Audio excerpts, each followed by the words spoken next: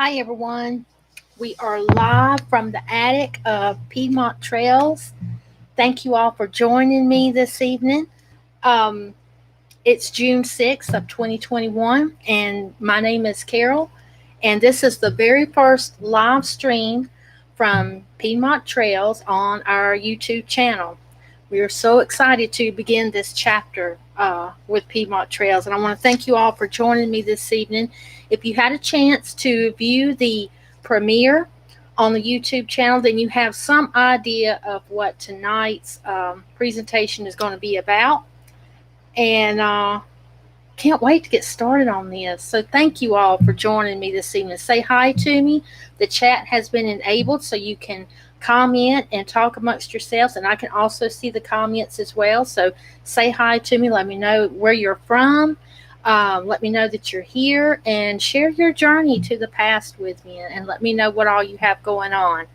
Um, Tonight, I put in a brief description of some of the things that I'm going to talk about. Most of these sessions and moving forward are going to last 15, 20 minutes, and maybe 30 minutes, it depending on the subject matter and depending on the attendance participation as well. So I'm just going to get right into it and share what information that I have been working on, data that I've been working on all this week, and that's what mainly these live stream videos are going to be about. It will be sharing my journey with all of you, and I hope that you all feel compelled to share your journey with me as well, and among each other, share it with others. And I hope you're able to communicate, maybe find new friends on here. That's the whole purpose of all of this, is sharing our journey to the past through history and genealogy. All right, so I'm just going to go ahead and get started with what I have going on. I hope everyone has had a great weekend so far, and I'm going to get started with working on Oldfield Creek. I had mentioned this in the premiere. This particular waterway is located in present day Stokes County, and what I am very interested in and why I'm working in this area is I'm wanting to know the early deeds and grants of the people who lived in this area prior to 1750. That's my main goal in working in this area. Now, if you're not familiar with Oldfield Creek, I'm going to give you some coordinates so that you can actually pull it up and you can see exactly the area that I am talking about this evening. It is located between Highway 65 and Brook Cove Road in Stokes County. It's just east of Germantown. If you're familiar with the area, then I'm sure you're familiar with Walnut Cove, Germantown, and Highway 311, Highway 65 through there. Now, the coordinates are: latitude is 36.2826372, and the longitude will be negative 80.1642684. The GNIS ID number, and I'll go ahead and share that with you too, is 991554. Other names for Oldfield Creek are Red Bank Creek. Now, the Great Wagon Road project is really, really concentrated on this particular area because of the Great Wagon Road and where exactly the road ended or started traveling towards after it crossed the Dan River. And if you've visited Piedmont Trails website, then you may have noticed McAnally Ford. I just finished an article on that. So we're inching our way through North Carolina, slowly but surely, and we're also working in other areas as well, but this is what I have been concentrated on for this week. Other names for Oldfield Creek are Red Bank Creek. The Great Wagon Road and the inhabitants living in this area prior to 1750 is my main focus in this particular area. I'm tracing back to the Dan River, and then I'm going from there. I've been traveling from the North Carolina-Virginia line and crossing the Dan River. Now I'm heading down into more of the real foothills and valleys of Walnut Cove area, Town Fork Creek settlement in that area. Now, elevation, I made myself a note for this. Elevation is really, really important when it comes to discovering migration routes and old roads.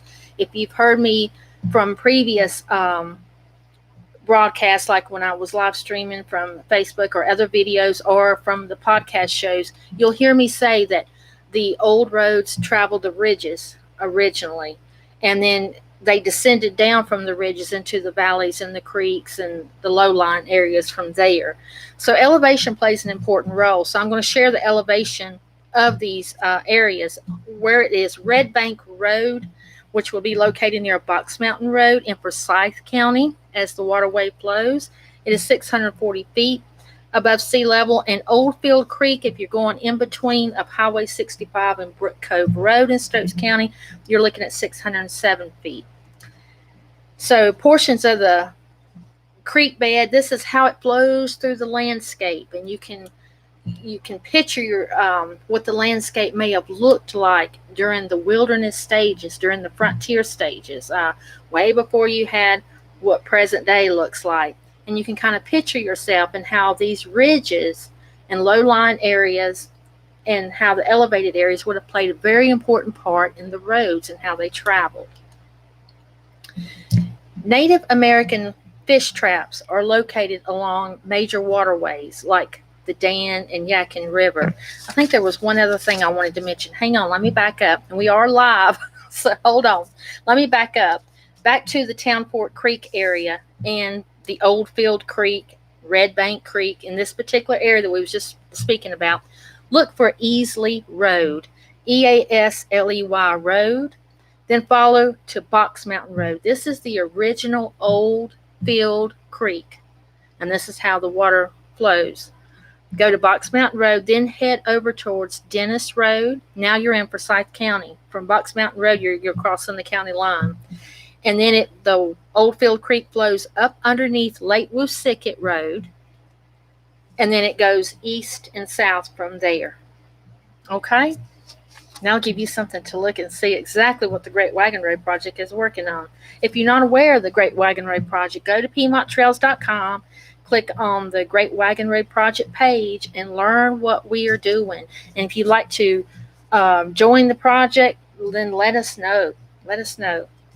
Okay, Native American fish traps located along major waterways like the Dan and the Yadkin Rivers in the Piedmont sections of North Carolina. They're everywhere. You can still find these to this day. They're easily identifiable if you know what you're looking for. John Sutherland is living along one of these fish traps or fish weirs along the Dan River during 1771. He also lived near a road which was referred to at that time as Dan Upper Road. Now keep in mind, these roads from year to year, they will change names. So if you see the road as a particular name in one year, but you're looking at the map and you say, well, this is the exact same location as this other road was a couple of years back. Keep in mind, road names change. Okay, they do change. All right. So at this time, Mr. Sutherland, John Sutherland, in 1771, he is living along a road which is referred to the Dan Upper Road. Other landmarks such as Carmichael's Ford, okay, Ladd's Island, Neal's Bend, Beaver Island Creek, Fort Meadow, and Barren Ridge near Deep Creek. This is where a new road would take shape leading up to Fort Knobbs. Now, if some of these sound familiar to you, then that's good. That's really good. Some of these may not. You may not have ever heard of these before. These are natural landmarks such as fords, creeks, and ridges. They were all named for local identification, and this was passed on to travelers with details of the scenery surrounding the landmarks. In other words, these were their maps. This is the maps that they used. This was how they knew where they were at that certain time and place. I'm also going to mention a resource for this particular, and it's a book. It is called The Old Indian Trading Path to the Catawba Nation, south from the trading ford on the Yadkin River. It's written by James M. Cooper. If you're interested in the old trading path and the trading migration trails, I urge you to seek out this book. Excellent resource. Now I told you I had been researching the Native American towns and villages during a particular year, and it's 1752, and there's a reason for this. Um, Emmanuel Bowen, which was a surveyor, created a map during this particular year, 1752, which encompassed not only North Carolina, but it also encompassed of South Carolina, portions of Georgia, portions of Tennessee, I think some sections of Kentucky, and brief sections, southern sections of Virginia. And he names Native American villages and towns. And he identifies them by the waterways that are closest to them. And he notes, puts a little symbol, he uses symbols for these villages and towns. If you want to view Emmanuel Bowen's map, you can easily find it online, and you can zoom in to take closer look at it and everything. I mean, it's a great visual tool, and that is found on Library of Congress. I will provide a link to that map on the discussions tab on the Piedmont Trails YouTube channel. That way, when you pull up the map, you will notice that a few trading trails are marked out, and a name is mentioned several times for these villages and towns, and it's the same name over and over again, and it is Kiowee. Kiowee Village, Kiowee Town. This word, and according to most historians that I have spoken with, proclaim it to be Cherokee. But I'm going to share with you a book, A New Voyage to Carolina. I'm going to hold it up. It is written by John Lawson, and he goes into details about several of these same villages and towns that Bowen is pointing out in his 1752 map. So I'm going to have more on this in the upcoming podcast in just in a couple of weeks. So, but this way you can go ahead and pull up the map. You can be looking at it, become familiar with it, become familiar with some of the names that it has associated with it. And I can read off, I've mentioned Kiowee. There's also Catawba's, which is Catawba, in way we say it today. Sabera, Tortero Fort, Waxhaws, Petey's, Waterees, Watauguas, and Saponis, or Saponas. That's some of the villages. Okay. All right. I'm going to keep going. And I am moving on to the boundaries surveys. If you watched the premiere before the live stream, I shared with you the importance of researching county boundary surveys in determining what exactly each survey is stating. And each of them have surnames. Each of them go into details about the boundaries, where exactly the boundaries lie, because they crossed others' property. And I'm going to give you a good example of this is during the year in North Carolina during 1771, when Rowan County divided into Surry County and Guilford County. And I am going to name the surnames that are mentioned in this original survey during the year 1771. And as I mentioned these names, I'm going to offer some brief description that the survey was allowed to share with us. Okay, first one is William Hanna, and remember this is 1771. It shows William Hanna and the boundary crossing his property near Blues Creek. John Sutherland, as I mentioned before, living at Fish Trap near Dan River. And remember, these are the Native American fish weirs that I had mentioned before. Ladd's Island, lower end of Ladd's old clearing at Dan River. The boundary description states crossing Dan River twice at Neal's Bend at a white oak on the north bank. Now you can see some of the descriptions that they go into detail on some of these surveys. It also mentions Carmichael's Ford on Dan River. Carmichael's Ford is also mentioned in a Revolutionary War pension record. And I was looking to see if I had that listing, and I don't. I don't. Okay. Oh, here I do. Okay, it's the pension record for Thomas Wright. It is dated 1833, where he actually mentions Carmichael's Ford and the Dan River during the year of 1781. Okay, and that's Carmichael's Ford. Okay, William Crump, who is living along Beaver Island Creek. These are all surnames from this county boundary survey. Charles Smith owned property about 30 yards from Virginia line. Francis Holtz, small branch that runs into Crooked Creek. That means this individual was living on a small branch that ran into Crooked Creek.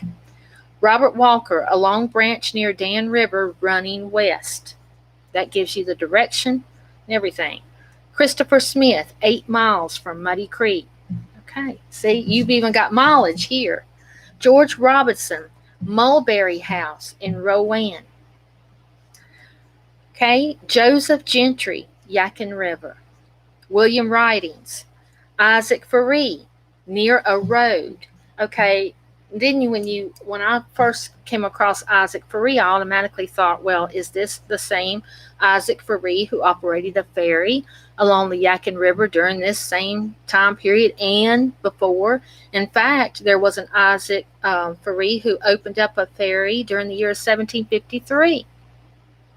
Could this be his son, or is this the same man? Or is this a whole totally different person? John Logan, living on Forbush Creek. Michael Baker, near Deep Creek.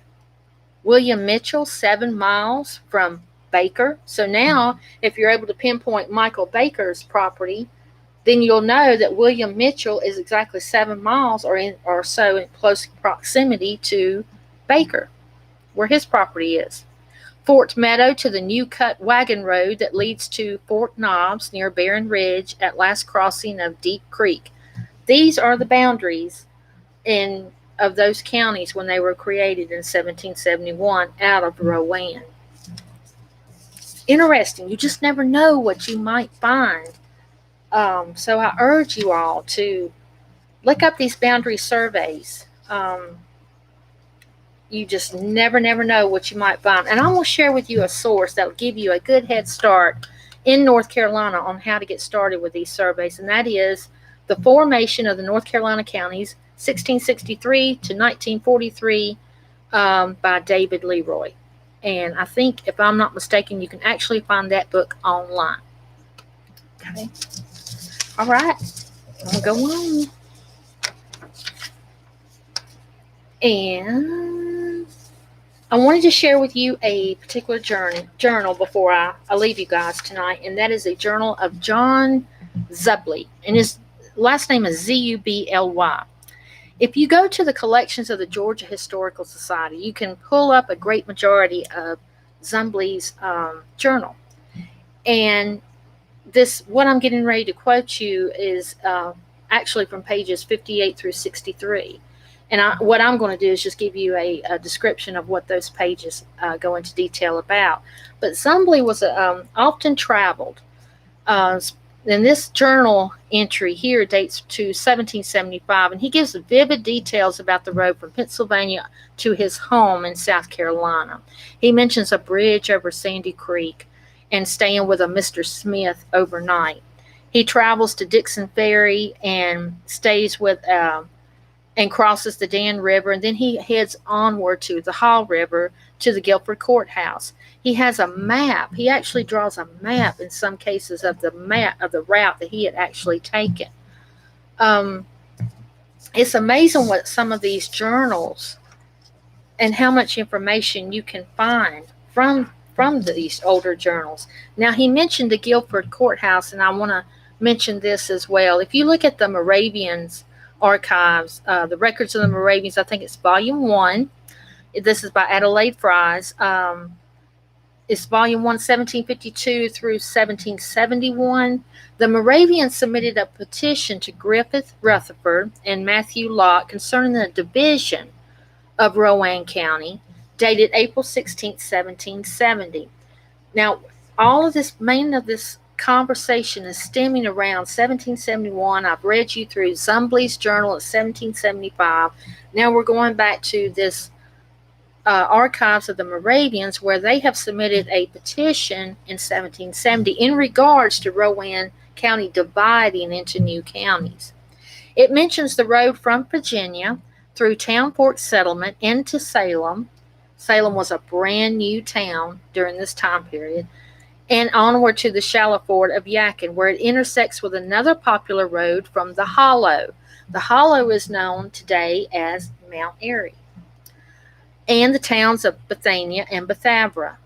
To Widow Simmons' home, yes, they actually named Widow Simmons, to Widow Simmons and the New Garden.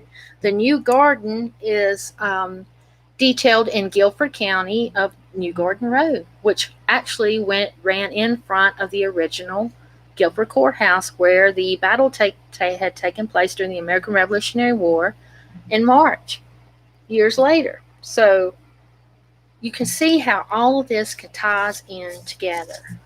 Okay, now I'm going to share details and links with you guys with the how to find Emmanuel Bowen's map, and I urge you to look online for the formation of North Carolina counties, and don't just stick with North Carolina. If you're working in Virginia, go to the boundary surveys for Virginia counties. I'm currently working with other states as well. I'm working with Indiana and Georgia, and I'm waiting on a few documents to arrive to me this coming week concerning Georgia and Tennessee. So, yes, these county surveys, they can give you a whole lot of information. I urge you to look into the New Voyage to Carolina by John Lawson, and I'll recommend one more book before we go, and that's The Carolina Cradle by Robert Ramsey. All right. I've had fun. This has been great.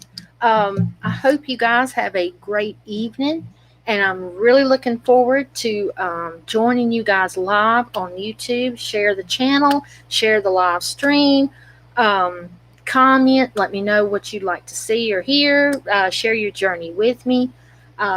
This is all brand new, and I'm very excited to share my journey with all of you. Thank you for giving me the opportunity to do that.